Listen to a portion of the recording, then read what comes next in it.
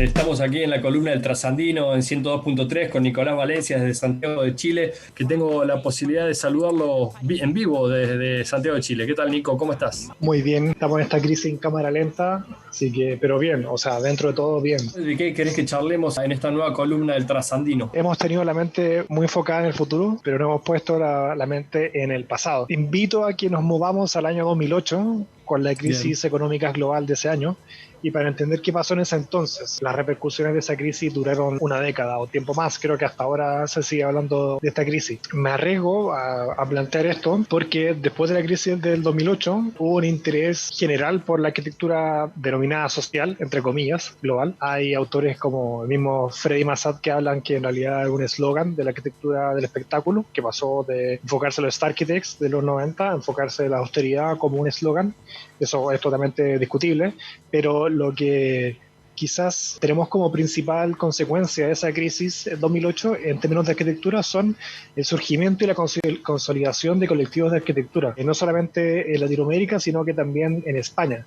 Además también un recambio generacional en ambas partes del charco. Algunos creían que era honesto el giro de la mirada hacia la Claro. arquitectura más comunitaria, porque seguir exacerbando el lujo y ciertas arquitecturas demasiado únicas y paradigmáticas a un costo irrevelable muchas veces era obsceno en esas épocas, ¿no? Se validó una forma de hacer arquitectura que era bastante precisamente austera y creo que en esa línea la arquitectura ecuatoriana, lo que conocemos hoy ha sido gracias también a ese recambio que hubo en 2008, aunque también la arquitectura ecuatoriana venía de una crisis desde el 99, entonces es más que nada un proceso bastante más largo, no es que el 2008 haya aparecido de la nada tampoco. Y creo que hay tres cosas que son distintas. Uno son nuevos nombres, y en ese creo que ahí Alejandro Aravena, que después ganaría el Pritzker del 2016, entra en esa categoría de arquitectos tradicionales, pero que toman un discurso social que saltan a la fama entre estas dos crisis, por decirlo, entre el 2008 y el 2020.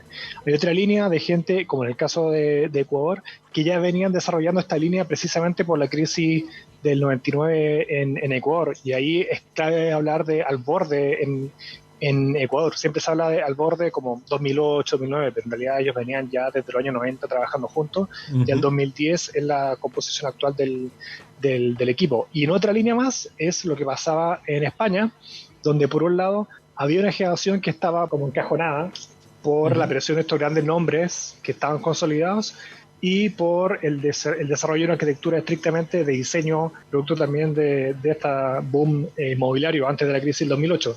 Y ahí, por ejemplo, Andrés Jaque, Isaac Chinchilla, enorme ecosistema urbano, gente que venía trabajando, pero con la crisis del 2008 explotan, asumen la posta de una nueva generación, pero ya venían trabajando hace un tiempo. Y también hombres como Solano Benítez, que venían trabajando desde los años 90 también, pero que en este renovado interés por lo social y quizás por ende por el sur global es que son más considerados en cuenta. ¿Cuáles serían las características que podríamos comentarle a la audiencia en torno a de qué se trata esa arquitectura más social? Creo que hay varias variantes. Una es lo construido, como bien dices tú, por ejemplo, la arquitectura ecuatoriana que surge después de la crisis del 2008, una arquitectura basada mucho en la textura, en revelar textura. Trabaja mucho con hacer mucho con poco. Y si uno ve lo que hace al borde, lo que hace Rama Studio, lo que hace en su sitio en Ecuador, es una línea más que nada de remodelaciones. No hay tanta obra nueva como uno pensaría, sino de trabajar con lo que existe. Hay otra línea que hace referencia a validar discursos sociales. Por ejemplo, Aravena, más allá si nos gusta o no, pertenece a una línea de discusión que